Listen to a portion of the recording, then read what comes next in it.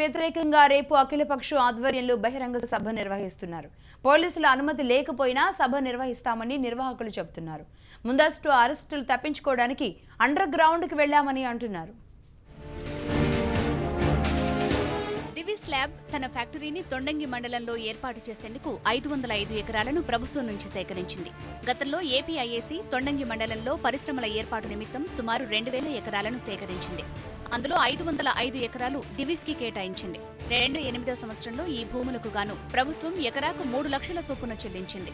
ప్రస్తుతం వాటిని స్వాధీనం చేసుకుంటున్న దివిస్ ల్యాబ్ మరో 2 లక్షల రూపాయలు కలిపి మొత్తం 5 లక్షల చొప్పున ఆ రైతులకు చెల్లిస్తుంది.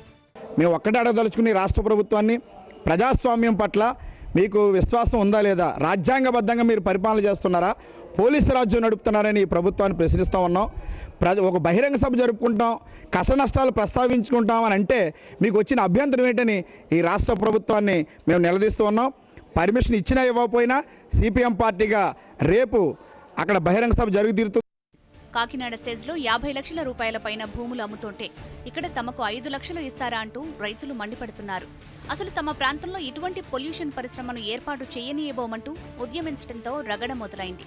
దివీస్ భూములకు చెందిన పనులకు అక్కడ రైతులు అడ్డుకున్నారు, పాకులు అంటించారు, అడ్డొచ్చిన సిబ్బందిని తరిమికొట్టారు.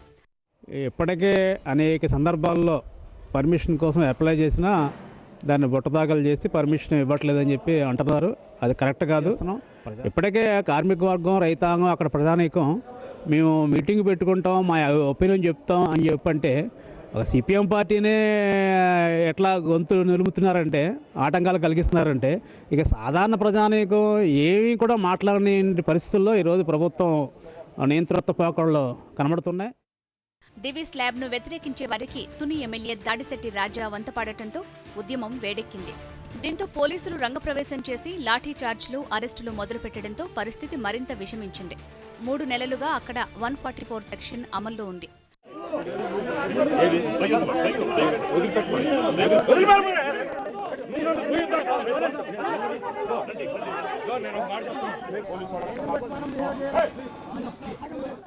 రాష్ట్ర ఆర్థిక శాఖ మంత్రి యనమల రామకృష్ణుడు సొంత మండలంలోనే ఈ వివాదం రాజుకోవడం చర్చనీయాంశమైంది.